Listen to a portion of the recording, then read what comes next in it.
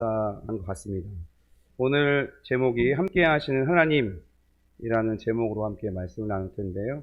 오늘 에스겔서 우리 본문 앞에 보면 40장에서 42장까지는 이제 새 성전을 하나님께서 묘사해 주시고 계세요. 이스라엘 백성들에게는 성전이 무너졌다라고 하는 것은 나라가 망했다라는 뜻과 같습니다. 근데 이제 바벨론에게 점령당하고 멸망해서 이제 포로로 잡혀가기도 하고요. 그 포로들 가운데 에스겔 선지자도 있었고요. 그 에스겔 선지자가 이제 포로민들 가운데서 영적 지도자로서 하나님께서 보여주시는 환상을 가지고 하나님 주시는 말씀을 가지고 선포하고 다시 주님께로 돌아오기를 선포하고 있습니다. 그래서 오늘은 이 새 성전에 대한 이야기, 하나님께서 다시 돌아오심에 대한 이야기를 하고 있습니다. 그래서 거룩하신 자, 하나님께서 계시지 않으면 성전은 아무것도 아니다라는 얘기입니다. 하나님께서 다시 성전으로 돌아오시는 장면인 오늘 본문이 그래서 에스겔 마지막 8장의 절정이 된다라는 것을 우리는 알 수 있고요. 우리 1절부터 5절까지 다시 한번 봉독해 보겠습니다. 시작. 그 후에 그가 나를 데리고 문에 이르니 곧 동쪽 문을 향한 문이라. 이스라엘 하나님의 영광이 동쪽에서부터 오는데 하나님의 음성이 많은 물소리 같고 땅은 그 영광으로 말미암아 빛나니 그 모양이 내가 본 환상 곧 전에 성읍을 멸하러 올 때에 보던 환상 같고 그발 강가에서 보던 환상과도 같기로 내가 곧 얼굴을 땅에 대고 엎드렸더니 여호와의 영광이 동문을 통하여 성전으로 들어가고 영이 나를 들어 데리고 안뜰에 들어가시기로 내가 보니 여호와의 영광이 성전에 가득하더라. 아멘. 하나님의 영광이 이제 동문을 통해서 성전으로 들어오신다라고 기록하고 있는데요.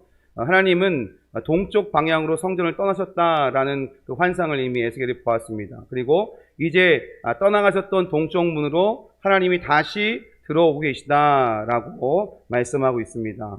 하나님의 영이 에스겔을 데리고 성전 안뜰로 이제 들어갑니다. 그리고 에스겔은 하나님의 영광이 가득한 성전에 가득한 것을 보게 되죠. 그러면서 하나님이 이렇게 말씀하십니다. 6절, 7절 말씀 같이 한번 읽겠습니다. 시작.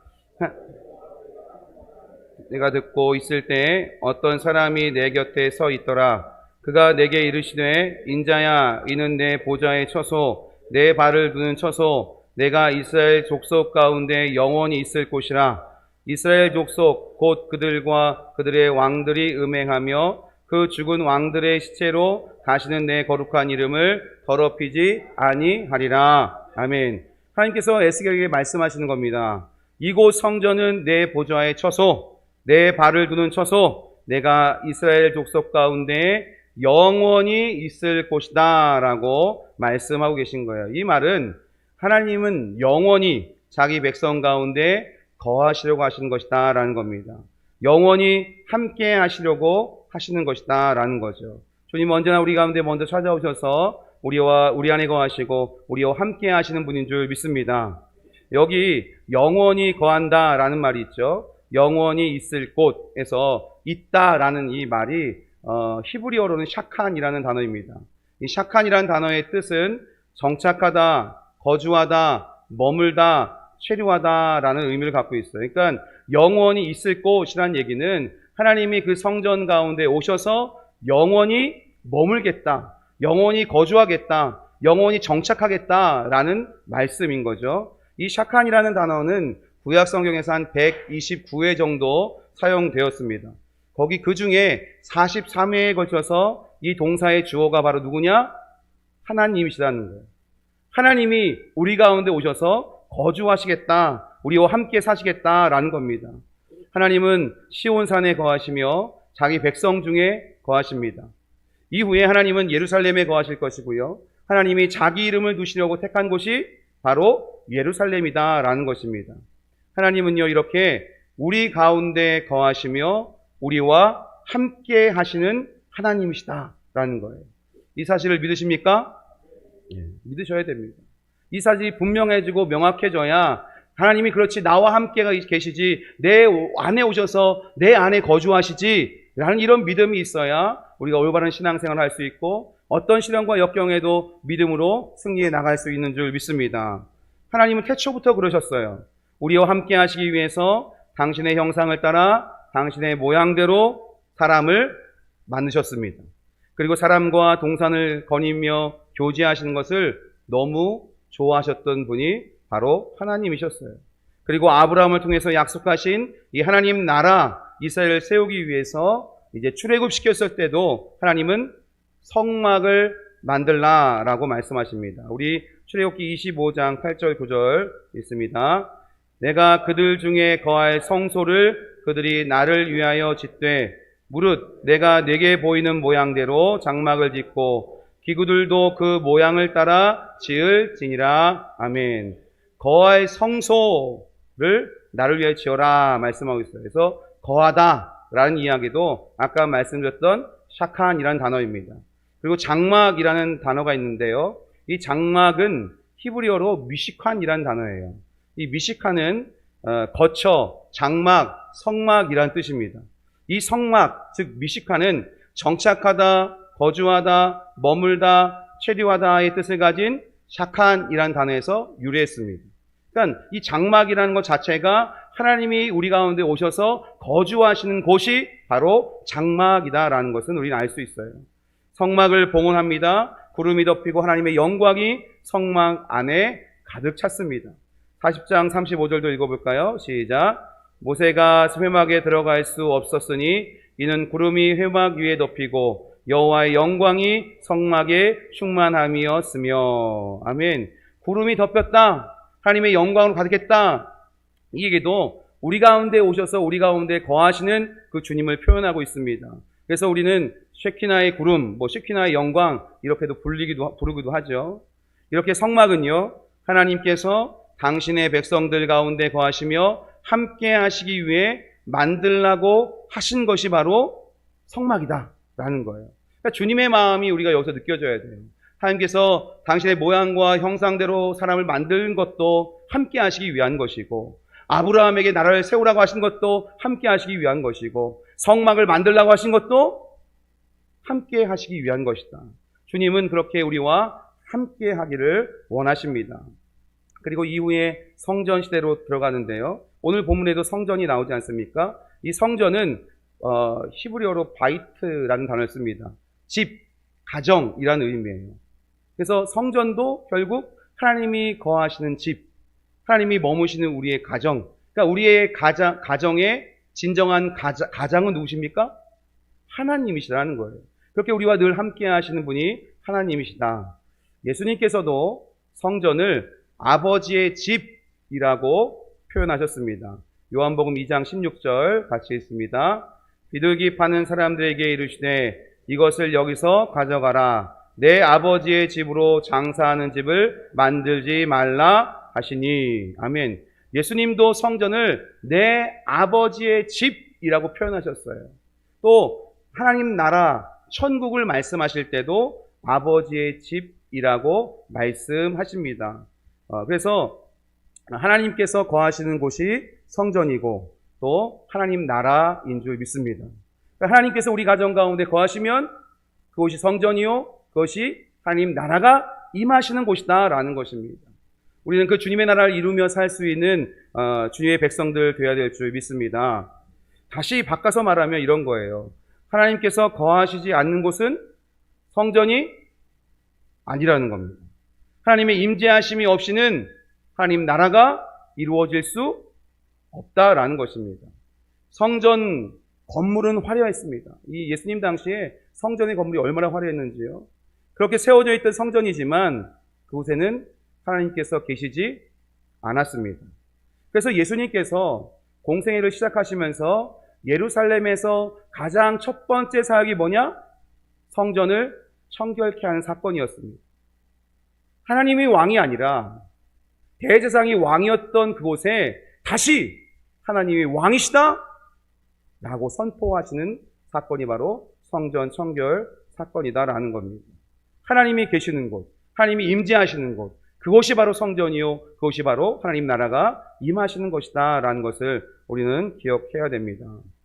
모든 죄악을 끊고 하나님과의 관계를 회복시키시고 하나님께서 함께 하시는 하나님 나라를 세우기 위해서 예수님께서 이 땅에 오셨다라는 것이죠. 마태복음 1장 21절부터 23절까지 같이 읽습니다. 아들을 낳으리니 이름을 예수라 하라. 이는 그가 자기 백성을 그들의 죄에서 구원할 자이심이라 하니라. 이 모든 일이 된 것은 주께서 선지자로 하신 말씀을 이루려 하심이니 이르시되 보라 처녀가 잉태하여 아들을 낳을 것이요 그의 이름은 임마누엘이라 하리라 하셨으니 이를 번역한즉 하나님이 우리와 함께 계시다 함이라. 아멘. 그래서 예수님은 임마누엘이라는 이름으로 불려주신 것이죠. 임마누엘이 무슨 뜻입니까? 하나님이 우리와 함께 계시다. 우리는 계속해서 알 수 있어요. 하나님이 정말 우리와 함께 하고 싶으시구나. 우리 안에 거하시고 싶으시구나. 우리와 동행하고 싶으시구나. 그래서 우리를 만드셨구나. 그래서 우리를 구원하셨구나. 라는 사실을 우리는 기억해야 합니다. 우리와 함께 하시는 하나님, 임마누엘 예수님께서는 부활하시고 승천하시면서 내가 세상 끝날까지 너희와 항상 함께 있으리라 약속하셨습니다. 안 믿어지세요? 믿어지시죠? 이게 주님의 약속이에요. 오실 때도 임마누엘이라는 이름으로 오셨고요. 하늘로 다시 승천해 올라가실 때도 세상 끝날까지 내가 너희와 항상 함께 있으리라. 주님은 약속하셨다라는 거예요. 하늘로 승천하신 주님께서 어떻게 함께 하실 수 있습니까? 또 다른 보혜사, 성령님을 우리에게 보내셨습니다. 그리고 그 성령님이 우리 안에 우리와 함께 영원히 있게 하셨습니다. 임마누엘 예수님은 우리를 고아와 같이 버려두지 않으셨고요. 성령님을 통해서 우리에게 오셔서 우리와 함께하고 계십니다. 지금 여기 이 시간 저와 여러분의 심령 가운데 주님이 함께하고 계신 줄 믿습니다. 우리 안에 계신 성령님을 통해서 예수님이 우리와 함께하고 계신 줄 믿습니다. 하나님이 나와 함께 하신다. 이것이 가장 위대한 복입니다. 오늘 청년들과 이렇게 나눔을 가지면서 너희들은 복이 뭐라고 생각하니? 제가 물어봤어요. 그랬더니 솔직하게 얘기해야 돼요. 그래서 솔직하게 얘기해야지. 정답을 찾으려고 하지 말고 너가 정말 생각하는 복이 뭐냐고 생각하냐? 라고 물었더니 거기는 모든 청년들이 능력, 재물, 어떤 하느님보다 잘 되는 것, 그렇게 따라주는 운, 이런 것을 얘기하더라고요. 그래서 제가 이렇게 말했습니다. 그게 진짜 복이 아니라 그것을 주실 수 있는 주님을 믿는 것이 복이다. 그것을 주실 수 있는 주님과 함께하는 것이 복이다. 이게 진짜 복이다 라고 알려주었습니다. 함께 하신다라는 것은 그러면 무슨 뜻일까요? 함께 하신다는 뜻이 무엇인지 세 가지로 정리해서 말씀을 드리려고 합니다. 첫 번째는 함께 거하며 함께 사시겠다라는 것이죠. 계시록 3장 20절 말씀 있습니다. 볼지어다 내가 문 밖에 서서 두드리노니 누구든지 내 음성을 듣고 문을 열면 내가 그에게로 들어가 그와 더불어 먹고 그는 나와 더불어 먹으리라. 아멘. 주님이 우리 안에 오셔서 우리가 주님 가운데 거하면서 함께 식탁을 공유하며 함께 식사할 수 있는 그런 가족이 된다는 얘기죠.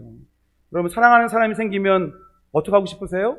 빨리 떠나보고 싶으세요? 빨리 가라고 하고 싶으세요? 야, 나 시간 없고 바쁘니까 빨리 가. 이러세요? 좀만 더 있으면 안 될까? 집에 가야 되는데. 그럼 내가 집 앞에까지 데려다 줄게. 그래.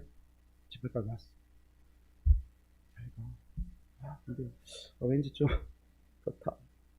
그래. 그럼 내가 버스 타는 데까지 데려다 줄게. 드라마에 나올 듯한 얘기지만 진짜 우리 마음이 그렇잖아요. 사랑하면 사랑할수록 더 같이 있고 싶은 거예요. 계속 함께 있고 싶은 거예요. 함께 살고 싶은 거예요. 그래서 뭐예요? 결혼하잖아요. 맞습니까? 대답을 안 하시는 분들은 어쩌다 보니 결혼한 것처럼 느껴지는데 함께 하고 싶으니까 사랑하니까 결혼한 거죠. 본문 7절에서도 하나님께서 이렇게 말씀하시잖아요. 이스라엘 가운데 영원히 거할 것을 말씀하고 계십니다. 왜요? 사랑하니까. 사랑하니까 함께하고 싶으니까 내가 너희 가운데 영원히 거할 것이다 라고 말씀하고 계신 겁니다. 근데 생각해 보세요. 우리를 사랑하시는, 내가 사랑하는 결혼 상대가 창조주예요. 와, 유일한 구원자예요. 영혼 없이 와하지 마시고 모든 것을 다 알고 모든 것을 다 하실 수 있는 분이에요. 온 우주 만물의 진정한 통치자세요. 누구도 대적할 수 없는 만군의 주님이십니다.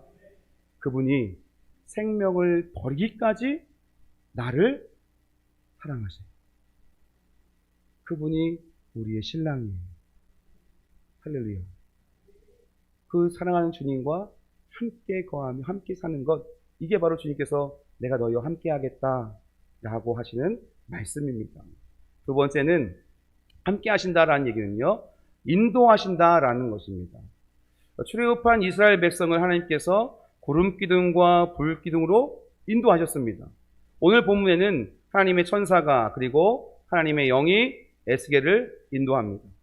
예수님께서 부활 승천하시고 또 다른 보혜사이신 성령님을 우리에게 보내시고 또 우리 안에 영원히 거하게 하셨습니다. 그래서 성령님은 우리를 모든 진리 가운데로 인도하십니다.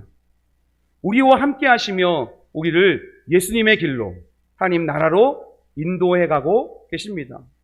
우리 안에 거하시며 우리가 육체의 소욕대로 살며 범죄하지 않도록 우리의 육체의 소욕을 멸하시고 몸의 행실을 죽이시사 생명의 길로 인도하고 계신다라는 겁니다. 아멘이십니까? 저뿐만 아니라 여기 앉아 계신 모든 분들이 아마 이 놀라운 일들을 경험하셨을 겁니다. 주님이 내 안에 오시니, 성령이 내 안에 오셔서 나와 함께 하시니 나의 그동안의 모든 죄악들이 끊어지더라 라는 사실을 여러분들 경험하셨죠? 많은 사람들의 이야기를 들어보면 이런 경험들이 있습니다. 그건 세상이 좋았습니다. 친구들 만나는 것이 좋았습니다. 밖에 나가 노는 것이 좋았습니다. 그런데 언제부턴가 주일 오후 예배도 보이고 수요일 저녁도 보이고 새벽에도 보이고 뭐예요? 주님 만났다는 거예요. 그 10년 가운데 주님이 찾아오셔서 주님이 함께하고 계시다는 거예요. 이제는 주님이 함께 하시니까 그 전에 세상에 즐거웠던 것들이 즐겁지 않은 거예요.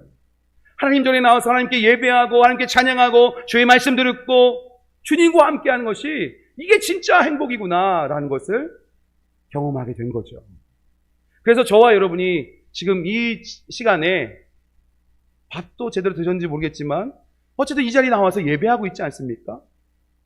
주님이 나와 함께 하시니까 이 자리가 힘들고 피곤하고 부담스러운 자리일지 모르지만 나와 앉아서 예배하고 있는 거예요. 아니, 부담스럽고 힘든 것보다는 기대되고 설레는 거예요. 아, 주님, 오늘 또 주님 만나는구나. 오늘 또 주님 찬양하고 예배하는구나. 우리 가운데 임하셔서 우리와 함께 하시는 그 주님을 경험할 수 있게 되는구나. 이 마음으로 우리가 이 자리에 나와서 예배하고 있는 줄 믿습니다. 성령 안에서 말씀과 기도로 인도함을 받아야 우리가 승리의 삶을 살 수 있습니다. 하나님께서 우리와 함께 하신다. 내가 너와 함께 할게 라고 하신 이야기는 이렇게 인도하신다라는 것입니다.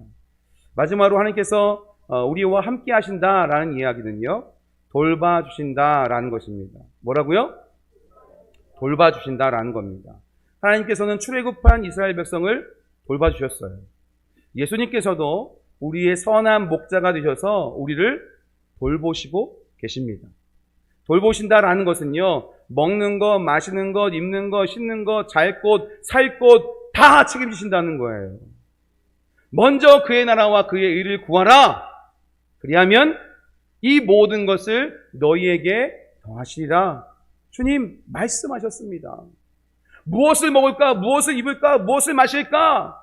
고민하지 말라는 거예요. 이거는 하나님 믿지 않는 사람들, 하나님이 그 가운데 함께 하시지 않는 사람들이 고민하고 염려하는 겁니다. 그러나 세상에서 그것을 고민하고 염려한들 다 해결받습니까? 그것이 채워진들 진짜 기쁘고 행복합니까? 그렇지 않습니다. 주님을 믿고 주님과 함께하며 주님의 통치 안에서, 주님과의 올바른 관계 안에서 주님과 함께 살아갈 때 주님이 우리에게 필요한 모든 것들을 그때그때마다 채워주시고 공급하신다는 거예요. 그 주님을 느낄 때마다, 그 주님이 나와 함께 하신다는 것을 다시 상기할 때마다 너무 기쁘고 감사한 겁니다. 여러분, 세상에 썩어질 것들에 목매지 마시고 영원히 변치 않으시고 우리와 늘 함께 하시고 우리의 모든 필요를 아시고 채우시고 공급하시고 이끌어가시는, 돌봐주시는 그 주님 바라보시는 저와 여러분 되시길 축복합니다.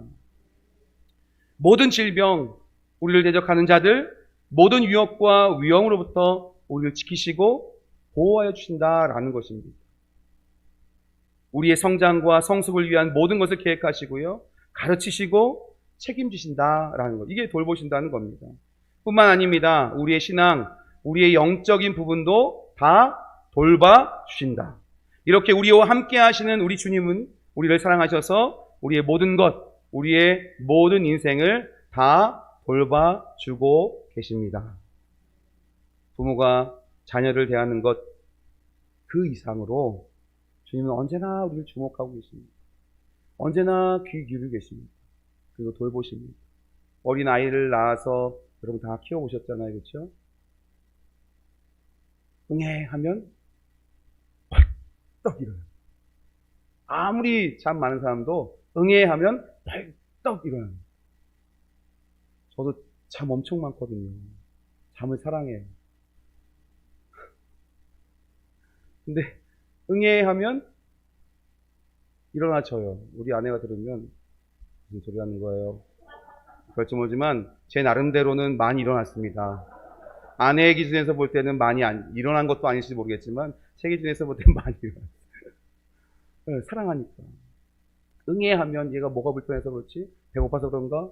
응가해서 그런가? 뭐가 불편하지? 다 살피는 거예요. 그러면서 그 필요를 채워주는 거죠. 그리고 아이가 건강하게 잘 자랄 수 있도록 기도하고 또 돌봐주고 이렇게 하는 거예요. 그게 바로 주님께서 우리를 돌보신다라는 것입니다. 우리가 그러면서 하나님께서 이렇게 우리를 사랑하시는구나라는 것을 깨달아야 됩니다. 하나님은 우리와 함께 하십니다. 할렐루야. 우리와 함께 하셔서 우리와 동행하십니다. 그래서 하나님께서 우리와 함께 하시는 것이야말로 최고의 복이다. 이게 진짜 복이다. 내가 지금은 재정적으로도 여유가 있고 명성도 있고 또 부족한 거 없이 누릴 수 있을지 몰라요. 그런데 주님이 함께 하시지 않으면 진짜 행복하지 못한 겁니다. 제가 예전에 찬양 인도를 이제 시작하면서 모델로 삼았던 분이 한 분 계십니다. 경배와 찬양의 하스베벤 선교사님. 아시나요? 하스베벤 선교사님이 이런 멘트를 하셨어요. 세상의 모든 것을 다 가져도 하나님이 없으면 다 잃어버린 것입니다. 그러나 세상의 모든 것을 다 잃어버렸어도 주님이 함께 하시면 다 가진 것입니다. 주님이 함께 하시면 다 가진 거예요. 세상의 주인이 주님이시기 때문에. 그래서 하나님이 함께 하시는 것, 그것이야말로 최고의 복입니다. 여러분, 성령 안에서 말씀과 기도로 주님 안에 거하시며 주님의 인도하심을 따라 살고 주님의 돌보심을 받는 저와 여러분 되시기를 바랍니다. 또한 우리 사랑하는 명성가족 모두도 더욱 함께하기에 힘쓰시고 동행하시고 동역함으로 도와주시는 주님의 은혜와 기쁨을 누리시길 바랍니다. 하나님도 사람을 남자 혹은 여자로만 만들지 않으시고 남자와 여자를 만드셔서 가정을 이루게 하시고 사회를 이루셨습니다. 함께하게 하신다는 거예요. 하나님 당신도 삼위일체 하나님으로 함께하고 계십니다. 예수님도 제자들을 보낼 때 혼자 홀로 보내지 않으시고 둘씩 짝을 지어 함께 보내셨습니다. 하나님이 이렇게 우리와 함께하기 원하시고 우리도 주님 안에서 함께하기 원하신다라는 것이에요. 오늘 찬양단이 다 나와서 함께 찬양하니 얼마나 더 큰 은혜가 되고 감동이 있고 감사가 있습니다. 여러분, 우리는 명성의 한 공동체인 줄 믿습니다. 명성 가족인 줄 믿습니다. 가족처럼 생각하지 마시고 가족으로 여기시고 함께하기를 힘쓰시는 저와 여러분 되시기를 축복합니다. 그래서 복을 누리며 복의 통로가 되는 행복한 모든 명성의 가족들 되시기를 예수님의 이름으로 축복합니다. 아멘.